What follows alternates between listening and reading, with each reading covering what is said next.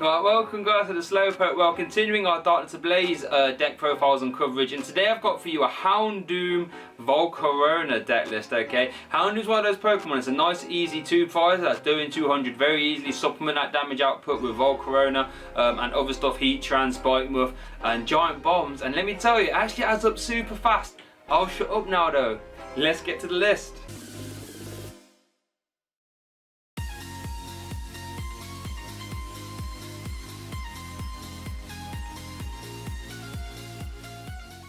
Let's get involved with the deck profile then. So we've got Houndoom V, baby, like I said. So let's get started with 4 of the Houndoom Vs, okay? Houndoom V, basic Pokemon, 210 HP with 2 attacks.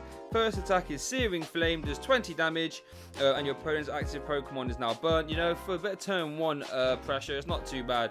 And then we've got Compensation Flame for 100 for 3. If any of your fire bench Pokemon have damage on them, do 100 more. So you do 3 for 200, which, you know what, in all fairness, I think on the 2 prizes, it's actually really competitive. You can do this as early as turn 1, go in second, 200 damage, 2 shots, everything in format for the most part, with a 1 retreat cost as well, and very easy to fulfill with Welder. So yeah, I think that's quite strong, to be fair. We then supplement this damage output with a 2-2 Volkner GX. So we've got 2 Larvesta, 2 Volkner.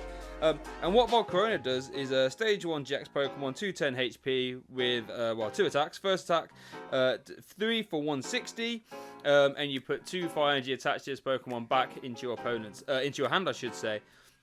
And then the GX attack is for 1, and you discard 1 energy attached from all your opponent's Pokemon. That's not too great, but we don't really worry about that too much. Then it's got the ability, but the ability is the main reason why we play it. What the ability does, you can discard 1 fire from your hand if you do put 2 damage counters on your opponent's Pokemon. So that's really good for just making that damage up, to be fair. So now the Compensation Flame can do 240, you know, if you can do 2 of the abilities on the Volkner. So they stack, obviously, so that's really cool. And then we got our auxiliary attackers. We've got 1 Dubwool and then 1 Heatran.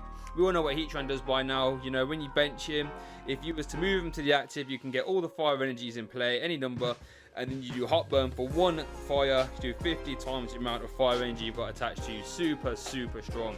And then Steam and Stomp also 130, flat 130, really good at stomping on GXs.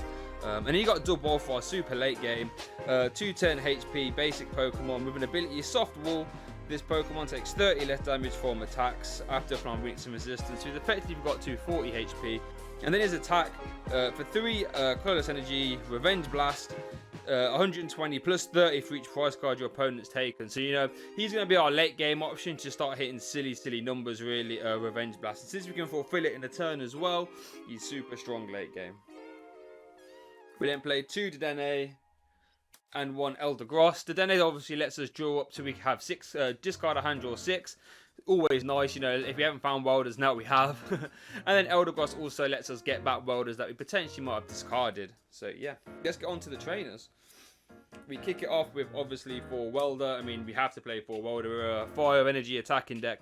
What the good thing is with Welder in this deck, though, all of our attackers can actually attack in 1 turn. If you Welder for 2 and then attach 1 more from hand, all the Pokemon can attack. So Houndoom can do 200, Volkner can do 160, Heatran, you know, can do whatever it wants, and Dubwool can do whatever it wants as well, really. So that's really cool, being able to have all your attackers go at a whim.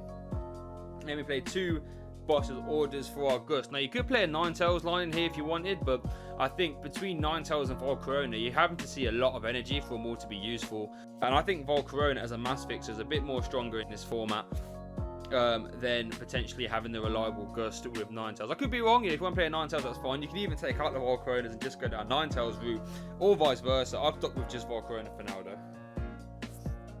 We then play 4 Pokegear just so we can find our Welders, basically. That's our Welder gear, basically. But it does let us find our Boss's Orders as well. We then play 4 Switch because we need them to activate our Stadium Spikemuth, which I'll just grab for you now. Because obviously, if our opponent just one-shots, like an ADPZ, for example, where they'll never leave damage on us, we could be in a bit of trouble.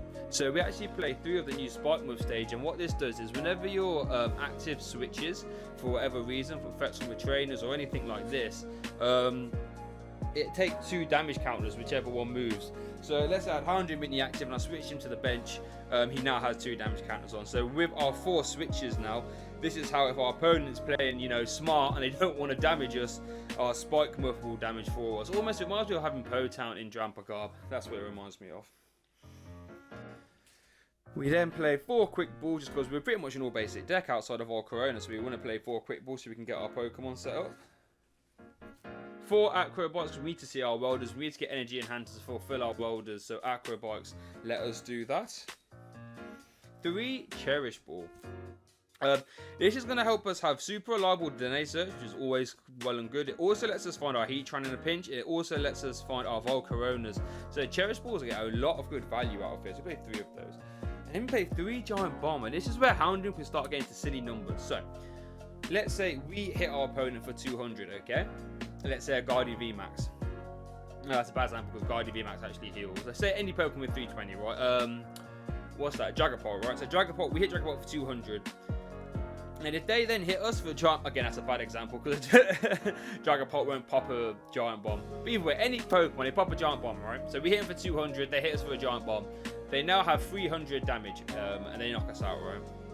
Let's say. All we need to do now is just ping them with a Volcarona, and that's 220. Or if they start switching around with Spikemuth, if they have any residual damage on, we basically just one-shot them with a Giant Bomb in combination with the Compensation Flame. So Giant Bomb is really cool, and that's what's going to really help Houndoom keep up with damage output and keep up with these bigger hitters in the format.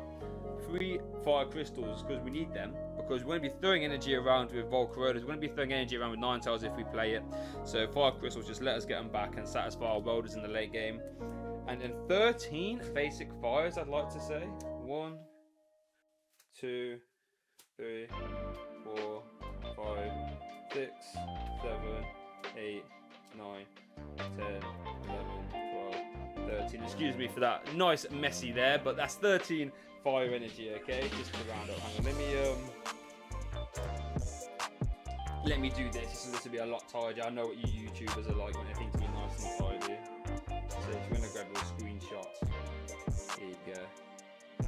So 13 fire energy. You know, we want a high number just because you know, we need to weld, we need to hit, we need to do our Volcarona ability, all that good stuff.